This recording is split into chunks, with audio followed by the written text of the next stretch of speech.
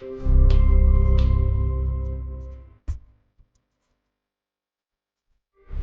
culto à miséria por parte das classes artísticas e intelectuais, uma divisão histórica entre pobres e ricos e classes dominantes pouco identificadas com seus países.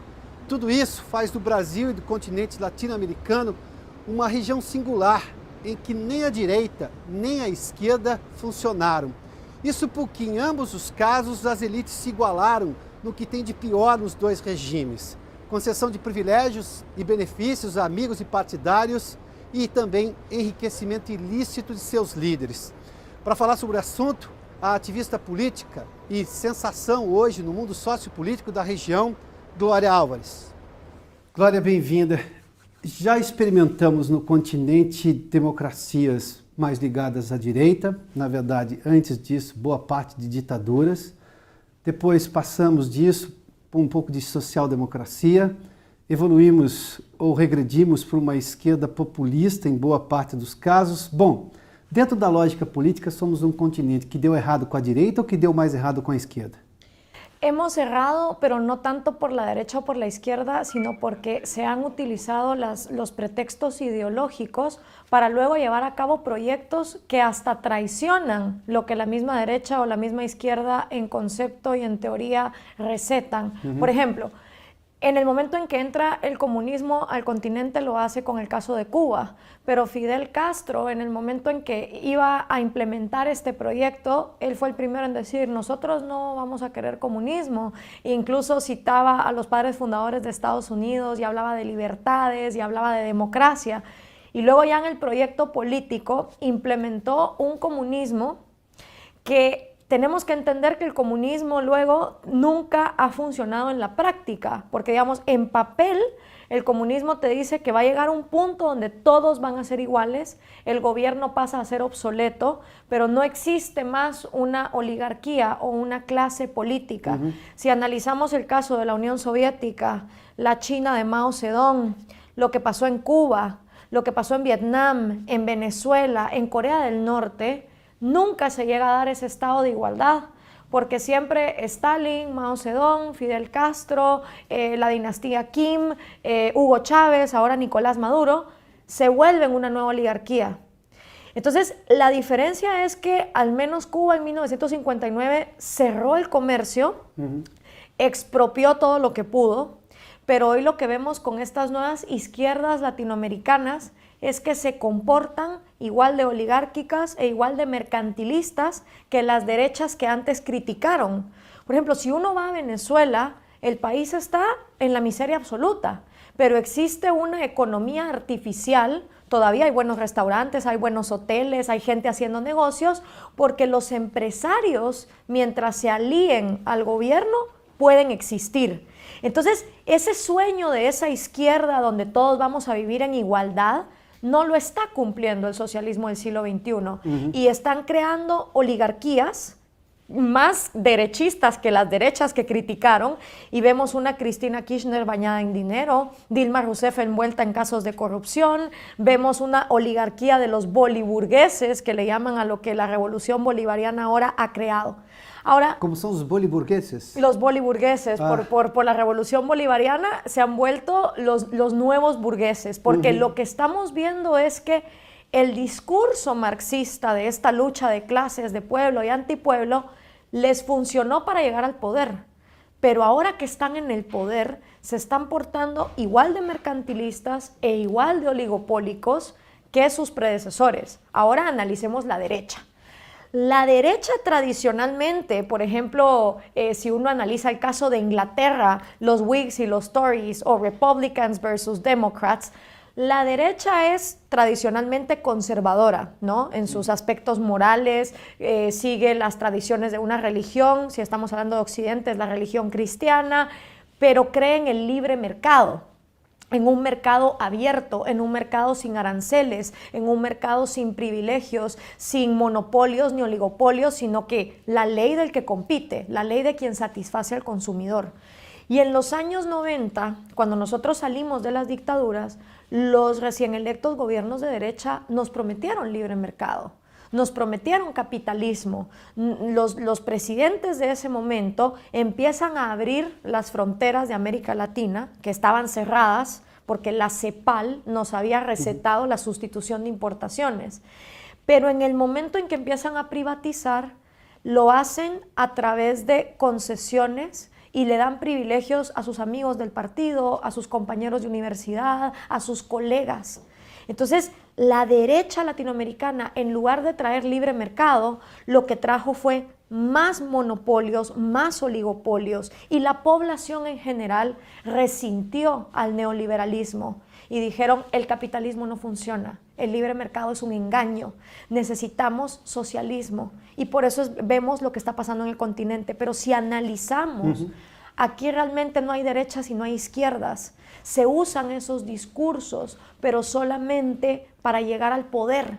Y una vez llegan al poder, resulta que son más parecidos Cristina Kirchner y Carlos Menem como lo son Salinas de Gortari y Manuel López Obrador en México, o como lo pudiera hacer Dilma Rousseff con quien haya gobernado anteriormente. O sea, vemos que a la hora de gobernar volvemos a tener una economía de privilegios, una economía donde es difícil participar, y la población lo resiente, porque es difícil ser emprendedor. Abrir una empresa en América Latina requiere burocracia, requiere sobornos.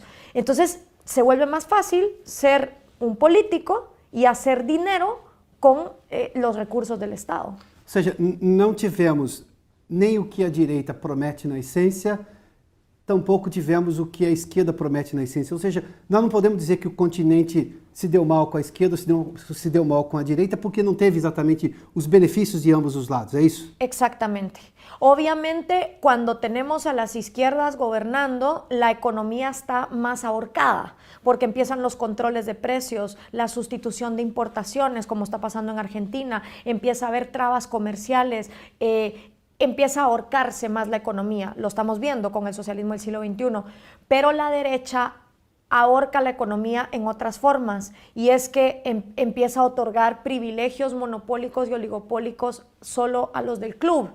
Entonces las grandes poblaciones igual se quedan fuera, y entonces la izquierda latinoamericana genera subsidios y genera un estado asistencialista donde la gente se acostumbra a hacer esto, pero la derecha genera un modelo económico de exclusión que hace que las grandes poblaciones se vayan a la economía informal sin pagar impuestos para tratar de sobrevivir. Ambas cosas te dejan a las mayorías de las poblaciones desamparadas, digámoslo así.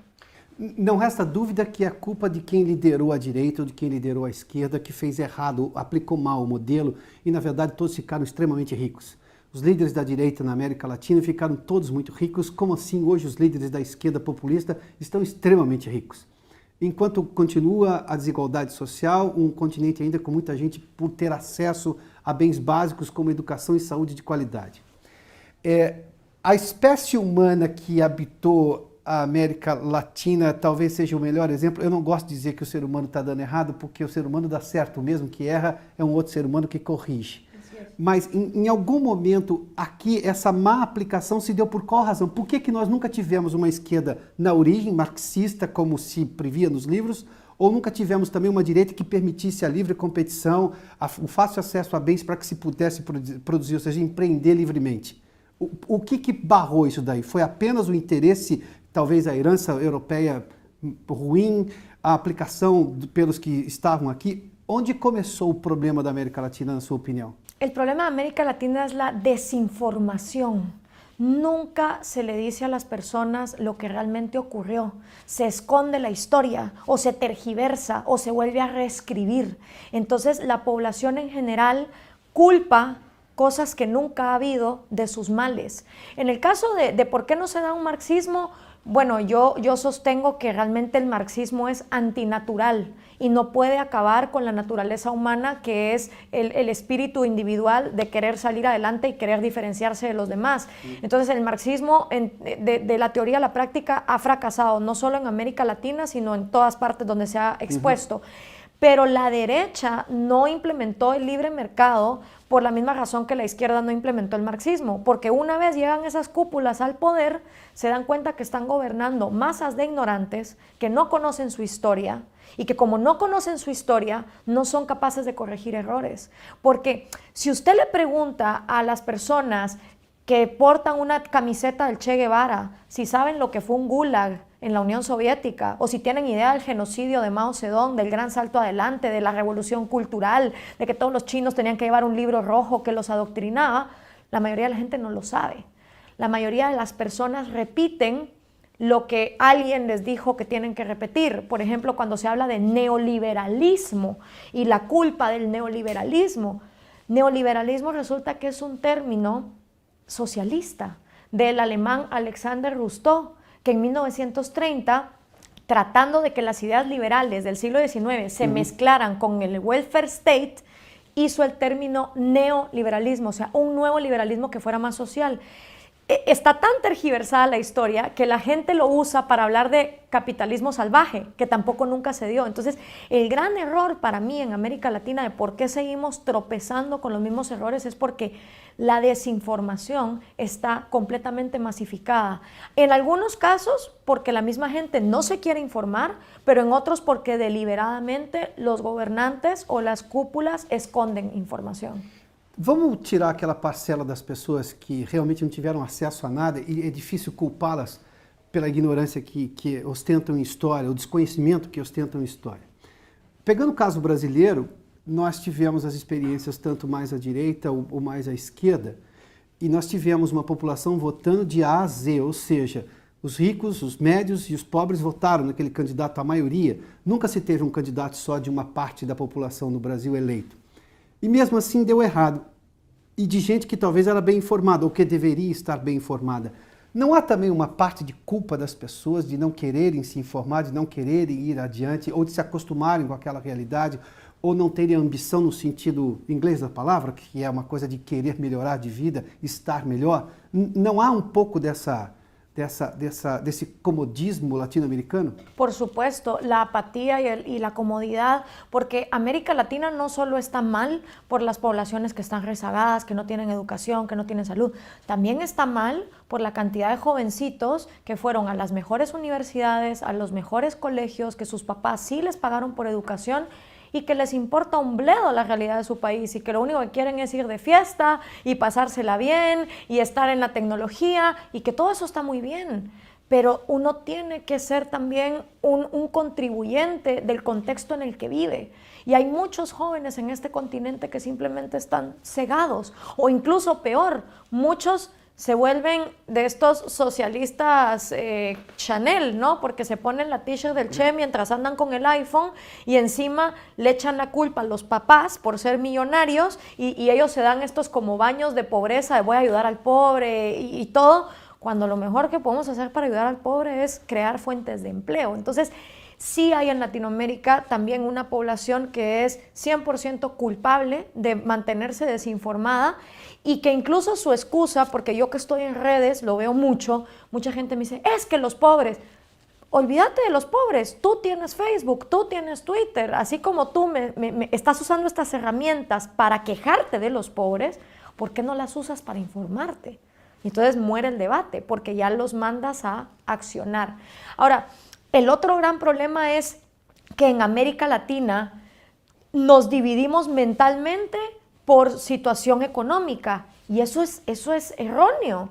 A ver, aquí decimos los pobres y los ricos y entonces los pobres piensan de una manera, quieren ciertas cosas, sueñan con ciertas cosas y son todos lo mismo, un bloque.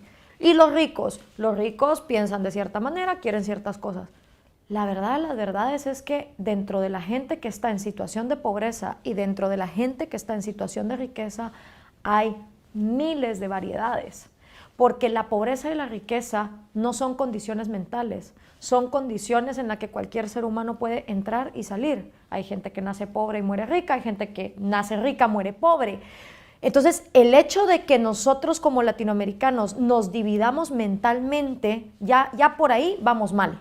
Ahí no vamos a arreglar nada, porque dentro de la gente pobre hay gente muy emprendedora, hay gente que toma sus cosas y se va a Estados Unidos a buscar una vida mejor, que no está esperando papá gobierno, y dentro de la gente rica hay gente que se beneficia de estos gobiernos corruptos para hacer sus negocios y hay gente que ayuda a otros a salir adelante. Entonces, Y en medio de esos dos existe lo que yo llamo los lores de la pobreza, que son una clase social en América Latina que yo al menos sostengo, dentro de lo que he visto, que les interesa que la pobreza continúe, porque es su máximo negocio.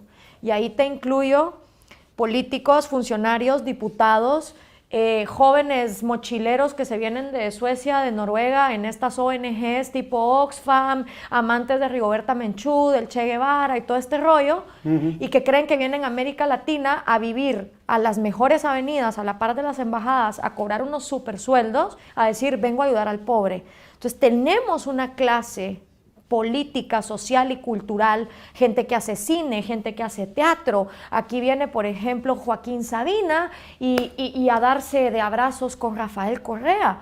Entonces, uno dice, tenemos una cultura, una política y una sociedad de personas que parece que la pobreza es un negocio. Y en el momento en que la pobreza se acaba, se quedan sin negocio. Entonces, con el discurso de que ayudan al pobre, realmente mantienen el status quo, y ese gran bloque, más que los ricos inconscientes y los pobres necesitados, creo que es el que más daño le hace a América Latina, porque es un discurso hipócrita. No caso brasileiro, acho que tem o mundo do cinema gosta de um estilo chamado favela movie, que é exatamente retratar a pobreza sem provocar mudança. É simplesmente tê-la como um cenário ideal para contar alguma história de alguém que, de forma muito pitoresca, se acha superior àquilo e acha que está fazendo bem. É mais ou menos isso, né? Exacto. De usar a pobreza. Es más, argumento. Es prohibido. Yo te digo, yo estudié en una universidad súper socialista en Bélgica, la Universidad de Leuven. De esa universidad salió la teología de la liberación, que era el pensamiento que le daba el ok a los sacerdotes en América Latina para unirse a las guerrillas marxistas. O sea, imagínate el calibre. Y fui a estudiar antropología. Y lo primero que te decían es, el trabajo de un antropólogo no es cambiar nada, es solo llegar, observar. Entonces yo preguntaba, y entonces, ¿cuál es el efecto? Y entonces te decían, no, porque la pobreza hay que dejarla como está. Usted solo va y documenta lo que pasa. Y yo decía, bueno, entonces, ¿cuál es la diferencia entre un antropólogo y una cámara? Que te puede tomar la película sin necesidad. Entonces, de ahí creo yo que viene, igual que tú dices del filme de los filmes estos de las favelas, de mantengamos la pobreza porque qué bonito, y luego a la pobreza se le empiezan a adjudicar virtudes. El pobre es noble, el pobre es humilde, el pobre es honrado, mientras el rico no, el rico siempre es malo. Entonces, esa cosa de que mentalmente condenemos a la gente por su situación económica, ya desde ahí vamos mal, pues. A luta de classes que se reestabeleceu hoje no continente americano e aqui no Brasil, o ex-presidente Lula fez uma força para isso ressurgir e conseguiu amparo em boa parte da sociedade, ela é pior ou melhor do que a luta de classes original? Hoje, essa manipulada, essa luta de classes para manter uma esquerda populista no poder, de que nós somos os seus salvadores da pátria. Yo creo que la actual es peor porque ahora tenemos la herramienta de la tecnología que vuelve a todo el mundo un periodista y un justiciero en potencia en sus propias redes. Antes, la lucha de clases era del gobierno, televisión, prensa y radio, bombardeándote a ti. Hoy todos contribuyen a ese enfrentamiento y a ese odio de clases porque todo el mundo tiene una voz. En redes sociales, en Facebook y Twitter, todos somos iguales, todos tenemos un perfil, todos tenemos una cuenta, todos podemos disparar. Entonces, el ataque de la lucha de clases ya no es gobierno mandando mensajes y la gente recibiendo, sino ahora es gobierno mandando mensajes, redes sociales interviniendo y todo el mundo tirándose contra todos. Tal vez lo que pasa es que antes América Latina tenía guerrillas, o sea, la lucha era armada. Hoy es una lucha más mental. Pero entonces, como te digo, el riesgo es que detrás de una computadora cualquiera puede esconder su verdadero ser. Por ejemplo, yo conozco gente en Guatemala que a mí me critica y se dicen de izquierda y ponen la foto del Che, y cuando resulta, vengo a ver que trabajan en un banco o en la Bolsa de Valores de Guatemala. Entonces digo yo, qué bonito, o sea, en el Facebook tengo a Che Guevara, pero trabajo en un banco. Há uma contradição. Exacto. No mínimo uma contradição. No, y si les dices, te dicen, no, es que soy víctima del sistema. ¿Qué otra me queda si no trabajar en un banco? O sea, siempre son personas que son esclavos de las decisiones de otros, ¿no?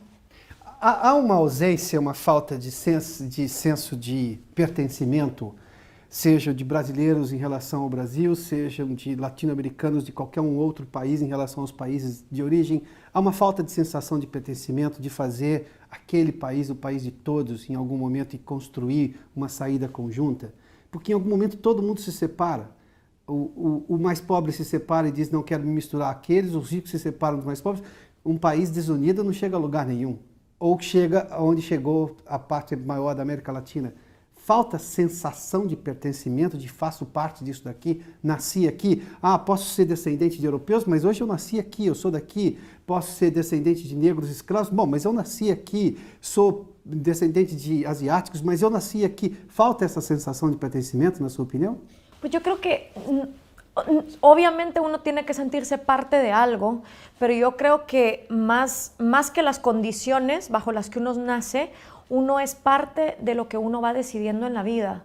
Es decir, yo por ejemplo me puedo sentir más representada por Danilo Gentili, siendo brasileño, por las ideas que sostiene, por sus pronunciamientos contra Dilma Rousseff, que como me puedo sentir representada por Rigoberta Menchú, que no comparto nada más que el pasaporte y la nacionalidad. O sea, lo que pasa es que ahora vivimos en la aldea global. Y yo creo que lo que sacaría a América Latina adelante sería bajarle a los prejuicios, bajarle a los nacionalismos absurdos y empezarnos a ver todos como seres humanos capaces de aportarnos los unos a los otros. Y entonces decir, ok, si todos somos seres humanos, ¿qué más da si tú eres moreno, si tú eres descendiente europeo, si tú ahorita no tienes dinero o si tú sí lo tienes? Se trata de construir país. Pero construir país siempre despierta dudas, porque entonces todo el mundo dice, ok, ¿y cómo construimos país? ¿Estás hablando de progreso? Ah, no, estás hablando de capitalismo. No. Y encima exaltamos la pobreza como algo virtuoso, sí. Entonces construir un país se vuelve imposible, porque tergiversamos los términos. Y yo creo que no tenemos ese sentido de pertenencia también porque en América Latina se maneja mucho el prejuicio, el racismo, el machismo, la xenofobia. Yo te digo, Guatemala, de todos los países de América Latina, te diría que es uno de los mentalmente más retrasados. Porque obviamente nosotros tenemos una población 40% indígena, somos un país ultra católico y conservador. Entonces, yo no sé, uno va a México DF o va a Buenos Aires y ya ves una apertura de mente con otras comunidades, ¿no? Uh-huh. En mi país no. Y me doy cuenta cómo la gente muchas veces se siente mal de ser morena, de ser bajita, de tener ojos oscuros. Y entonces esas mismas personas se sienten avergonzadas de lo que son, porque les han venido vendiendo prejuicios de que lo que hay que hacer es que hay que ser alto, hay que ser rubio, hay que ser blanco. Entonces, si tú no te sientes bien dentro de tu propio espíritu, ningún gobierno va a poder lograr esa unidad. Primero, yo creo que lo que tenemos es que inyectar en la persona el autoestima, el empoderamiento individual, porque... Crear una personalidad, una identidad. Una identidad propia, sí. Y que también la persona se sienta libre de decir con qué cosas está de acuerdo con su país o no. Porque, por ejemplo, te lo digo también en Guatemala, las poblaciones indígenas son altamente manipuladas.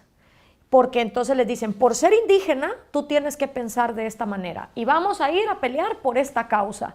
Y muchas veces tú ves a las personas ahí manifestando frente al Palacio de Gobierno y les ves las caras y no tienen idea por lo que están manifestando, pero los someten como borregos porque los manipulan con la carta del indigenismo. Les dicen, si tú no vienes a manifestar, tú estás en contra de tu gente.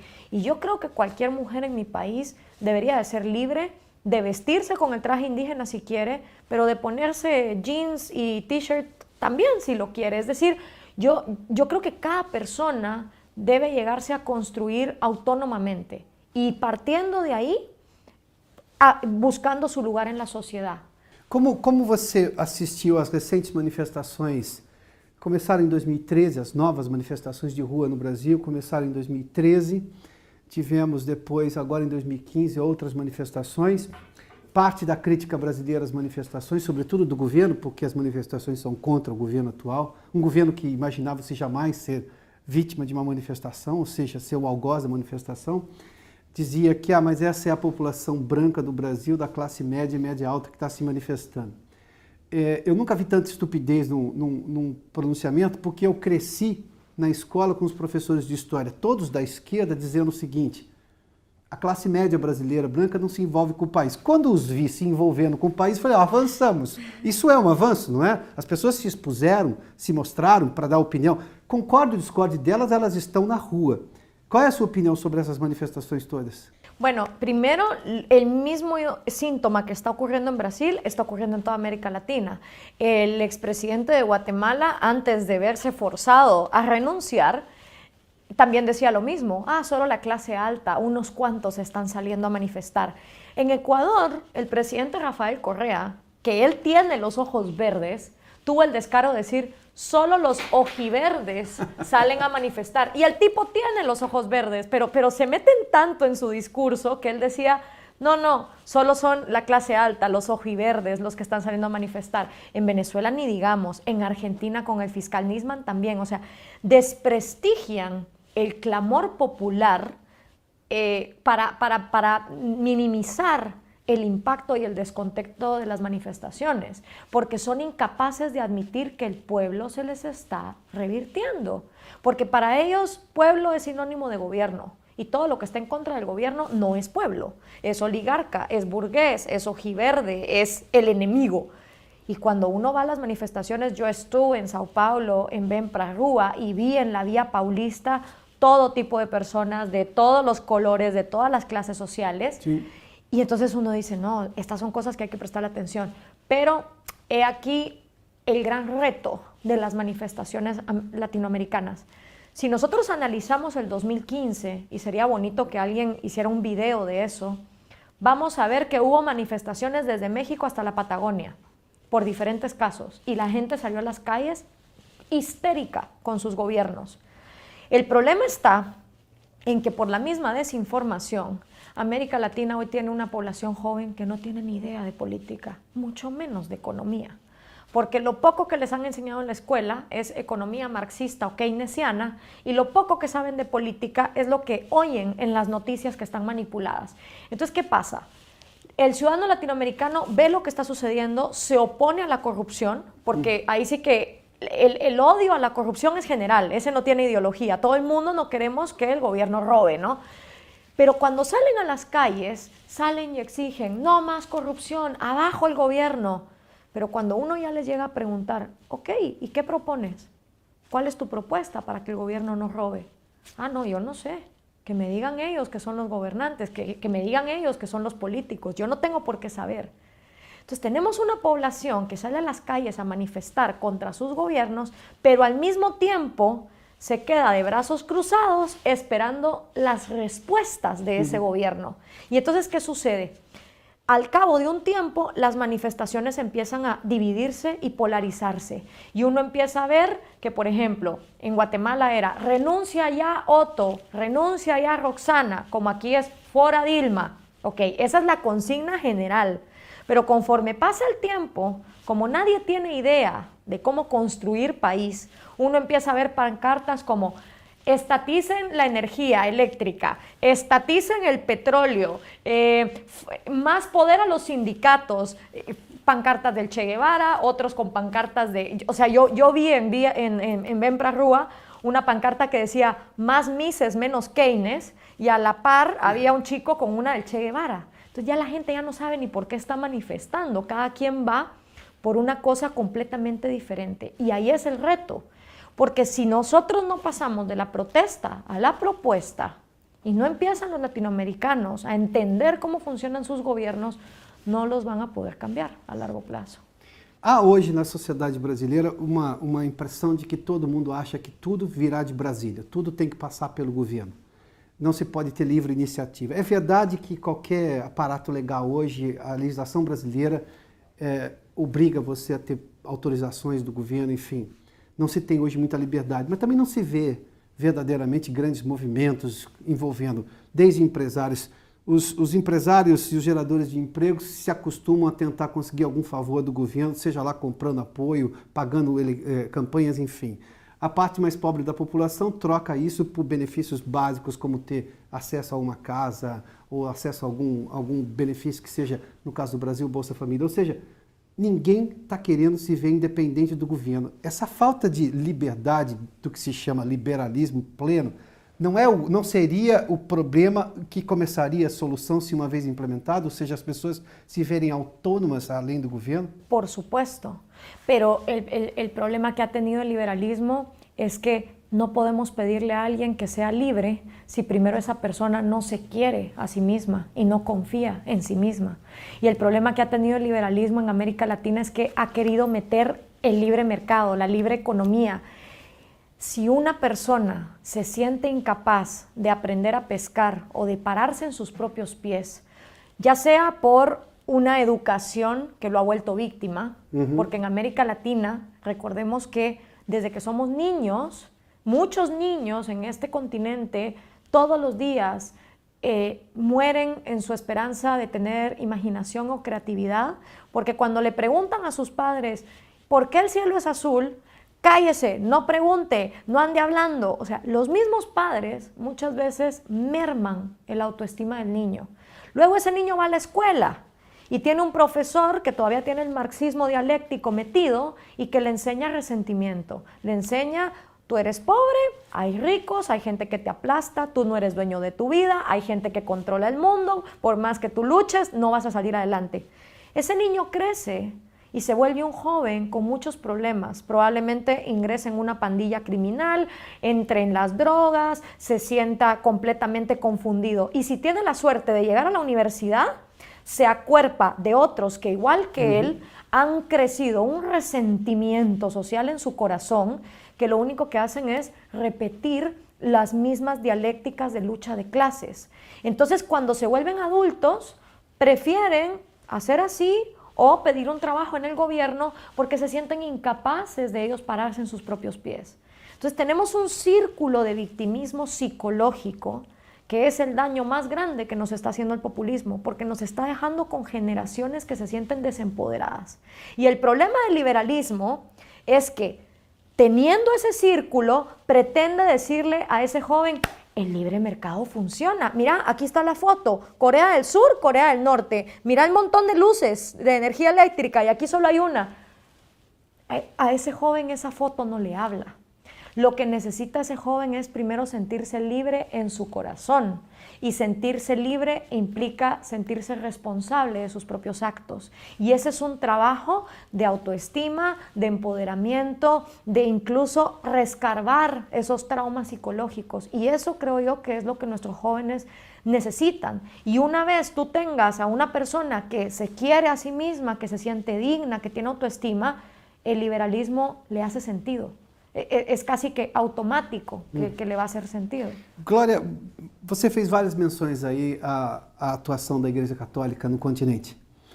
Há diferenças, na sua opinião, do que a Igreja Católica foi, especialmente no caso brasileiro, do que nos outros países da América Latina? Eu lhe faço a pergunta baseado nessa mesma pergunta que fiz ao ex-presidente Fernando Henrique Cardoso, talvez um dos sociólogos que mais abordaram esse assunto.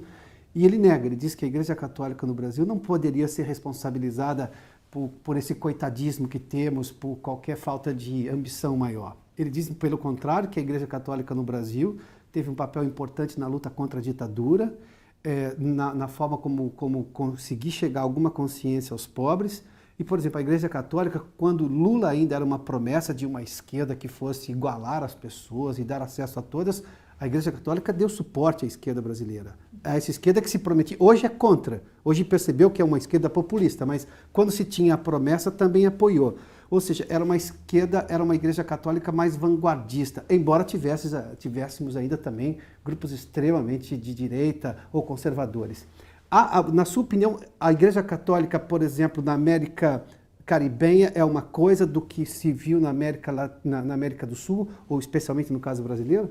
Mira, hay excepciones en todas partes, porque incluso yo en Guatemala veo que lo que se dice en misa en la catedral de la capital es completamente diferente al discurso que se dice en una aldea o en una provincia. A misma igreja católica La no mesmo misma país. iglesia católica en el mismo país. Entonces tú ves que hay sacerdotes diciendo diferentes cosas, como hay monjas en África que reparten condones y te dicen, si el Papa tiene un problema, que venga aquí a decirme, pero aquí la gente se está muriendo de SIDA. Entonces, o sea, el problema de la Iglesia Católica es que supuestamente es universal y supuestamente manda un solo mensaje, pero cuando uno ya ve con lupa, cada sacerdote dice lo que le da la gana.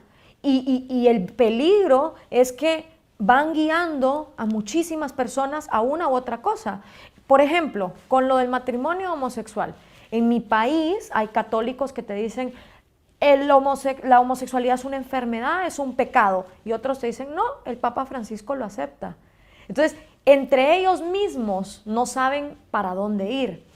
Pero yo te diría que la Iglesia Católica, incluso en Brasil, fue más cruel que en América Latina en el momento de la conquista, digamos.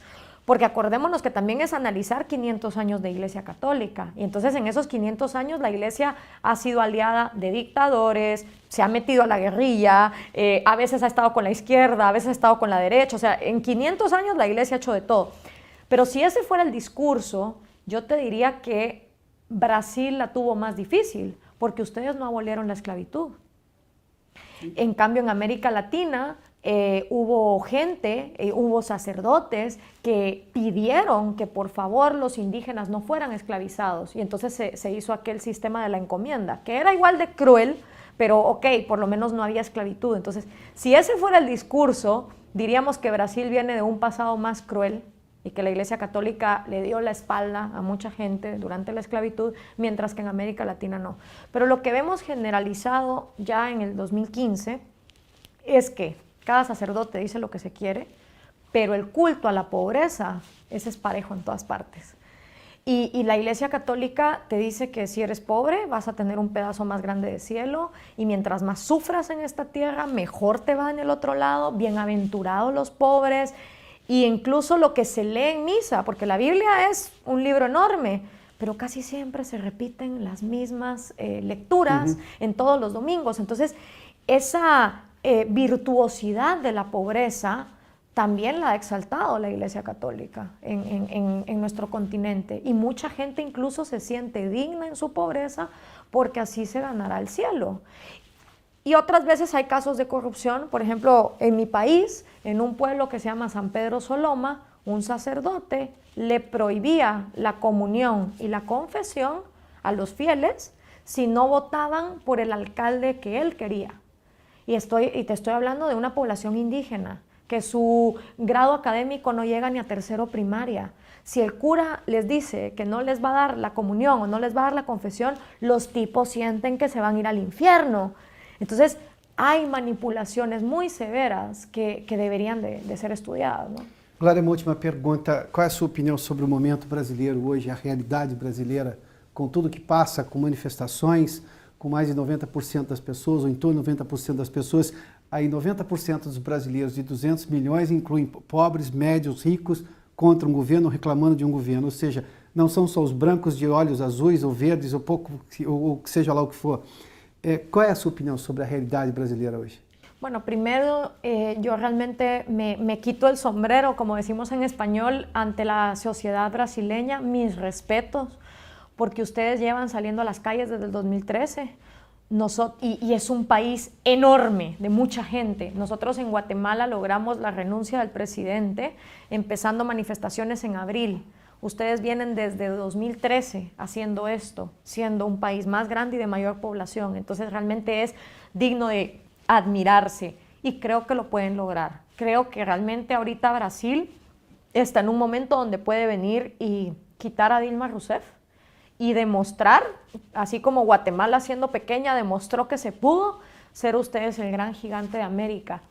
Yo lo comparo mucho con Argentina, porque Argentina es vecino de ustedes, ambos son países con unas extensiones de terreno enormes, ambos países crecieron con una mentalidad imperial en el sentido con gran cultura, con gran política, países que fueron potencias, Y en el argentino, lastimosamente, siento que el peronismo ha mermado psicológicamente las posibilidades de quitarse el kirchnerismo de encima.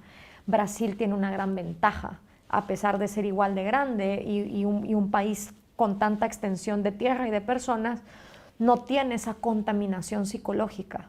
El brasileño todavía tiene un aprecio por el sentido común. Aquí no existe una cámpora que esté ideologizando a los jóvenes como lo está haciendo en Argentina. Entonces creo que Brasil tiene mucho para enseñarle a América Latina, a darle su ejemplo, y me atrevería a decir que si ustedes lograran quitar a Dilma Rousseff, inspirarían a los argentinos a definirse, por lo menos esa otra mitad que se da cuenta que el peronismo no es el camino. Então, temos uma obrigação ainda maior com o continente, é isso? Sí. Temos um dever com o continente, além de conosco. Más que una obligación, creo que nosotros como continente hemos tenido una gran desventaja. Nuestros políticos nos han ahogado en problemas. Entonces, cerramos nuestros ojos y pensamos que solo Guatemala está mal, solo Venezuela está mal, solo Ecuador está mal. O sea, todo el mundo anda como caballo viendo solo su patio trasero, porque los políticos nos han obligado a eso, a encerrarnos en nuestra propia crisis. Y yo que he tenido la oportunidad desde ese discurso de Zaragoza de poder viajar a la región y ver el panorama desde arriba, me doy cuenta que todos estamos sufriendo del mismo cáncer y que no nos hemos dado cuenta que todos tenemos la misma enfermedad. Unos en un grado más avanzado, casi terminal, como el de Venezuela, otros empezando, como en el caso de Honduras, pero todos tenemos el mismo cáncer. Y en el momento en que nos demos cuenta de eso como continente, vamos a empezarnos a mandar medicinas entre unos y otros, porque todos los países han hecho algo positivo. Por ejemplo, Brasil ha hecho algo positivo, ha sido constante en su manifestación. Ecuador ha sido muy positivo en mantener la dolarización, con lo cual su economía no ha implosionado. En Nicaragua, un movimiento de las favelas se formó para oponerse al populismo. Son el único país donde yo conozco que se formó un movimiento desde las favelas para oponerse a Daniel Ortega. Entonces, cuando uno ve, hay fórmulas de solución en todas partes del continente, y si abriéramos más los ojos a eso, aprenderíamos de la historia que otros latinoamericanos nos están enseñando. Glória, muito obrigado. Muchas gracias, Muito obrigado. Alberto, ha sido un gusto. Foi ótimo, obrigado pela entrevista.